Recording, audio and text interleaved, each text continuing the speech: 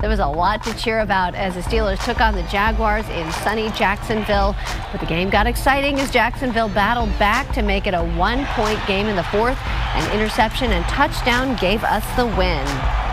Our next guest says that fourth quarter win is the perfect analogy for us as we look at our own lives, careers, and finances. In today's Money Monday segment, financial manager Rob Wilson says we're in the fourth quarter of 2014 and can take action now to still win at whatever our goals may be. Good morning, Rob. Good morning. Yeah, what a game.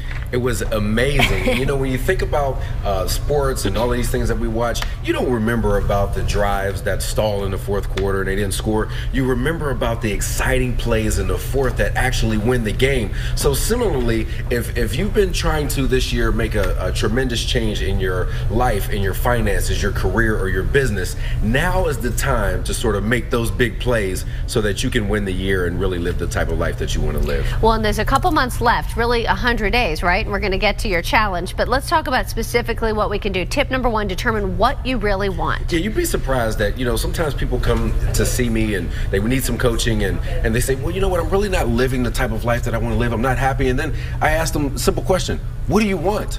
And they get to sort of, their eyes, you know, get big, and they don't really know because they find out that they've really just been going through the motions. You know, if you've ever seen somebody in a restaurant and they get up to the front and they're just looking at the menu for what seems like hours if you're right behind them, like the menu changed. No one can help you until you figure out what it is that you want. So if you feel like you've been going through the motions, I advise people to go somewhere and get a journal. It only costs a few dollars, but really sit down, write in your journal, and get intimate with what it is that you truly want out of life. If you want to be the next Oprah or something, you have to be able to say that out loud. You have to accept it because nobody can help you until you realize that. And is that part of it, you think, is the fear of, okay, maybe I can't get this, and people are afraid to actually verbalize it or write it down? No, it's absolutely the fear, because if you walk out and you will stay the same place, if you say you want to be the next Oprah, people will be like, wow, you can't do that. Why would you want to do that? Why don't you do something nice and safe and just, you know, go work a corporate job? Right. And so you don't want to be ridiculed out there for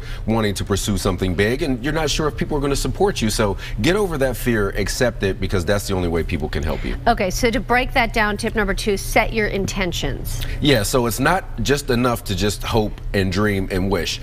You have to really set your intentions. I often say that if you're not out intentionally trying to get wealthy, you'll probably accidentally end up poor. And you can change that to anything else that you're trying to accomplish. If you're not intentionally trying to have a great marriage, you probably accidentally have a bad relationship. Or you can change it to getting healthy. So if you're not very, very intentional about it, it will not happen. So with this tip, I say go out and figure out the 5 big wins that you want to accomplish between now and the end of the year. And don't get hung up on a number. Maybe it's 2 or maybe it's 6. But write out a list of the 5 things that can make the biggest impact in your life and try to accomplish those before the year's out. Okay, so then actually doing it is tip number 3, practice. Exactly. Look, there's a difference between being a professional and being an amateur, and that's because professionals go out and they practice the skills that they need to be great. And you know what? They practice and they show up for work whether they feel like it or not. And that's really the big difference.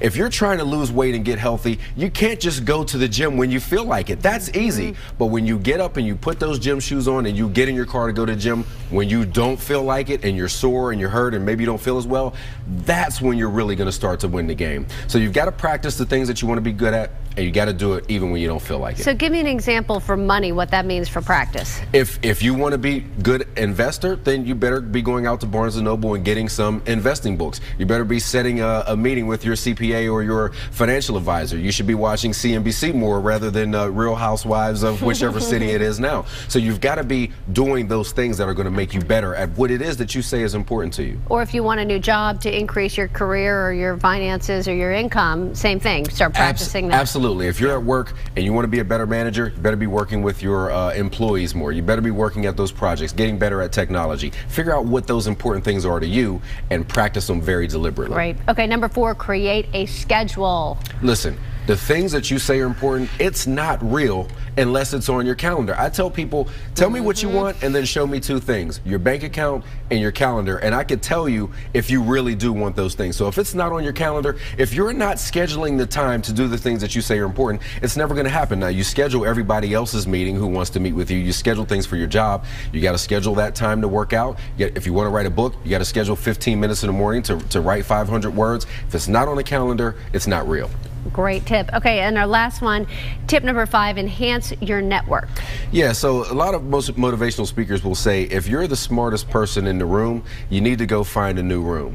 And so what this means is you've got to have people around you who are more successful than you because they can show you the way, and you also need people around you who can motivate you and hold you accountable for you doing the things that you say that are important to you. The problem is when you get out of a school setting, nobody really cares if you're successful in the way that you want to be successful, except maybe your parents, your spouse, and your dog if you have one. So, but you've got to go out and find people who can motivate you, and that may mean paying a coach or getting a mentor or something like that. But surround yourself with people who understand what you're going through, who are behind you, and can help you get to the next level. Great. Okay, so to help people do this, you've got this free 100-day challenge. What's that? So to that end, I created this group, and we've got a private Facebook group where people can get in there, and I've challenged them that if they wanted to make some change before the year's out, let's get together, declare what it is that you want, and we're all going to come together and motivate each other and give each other some helpful tips. So we started on September 16th because between the 16th and Christmas, there are exactly 100 days, and I feel like making a significant change in your life is probably the best Christmas gift that you could ever give yourself. So if there are folks out there who are really trying to do something significant, they can still join. There's 79 days left. You can still do something significant. You go to robwilson.tv/100-day challenge, and we're all going to help each other get to the next level. Thank you for the motivation. You got it. You're going to find a link to Rob Wilson's 100-day challenge at kdka.com/PTL, and watch for Rob here on the show as a regular Money Monday contributor. I'm going to invest in this company. Well, this ownership structure is very sketchy because, see, the Chinese government puts restrictions on foreign investment in certain industries in their country, and so what they did was set up a shell corporation in the Cayman Islands, and that's actually the entity that you get shares in. So that company has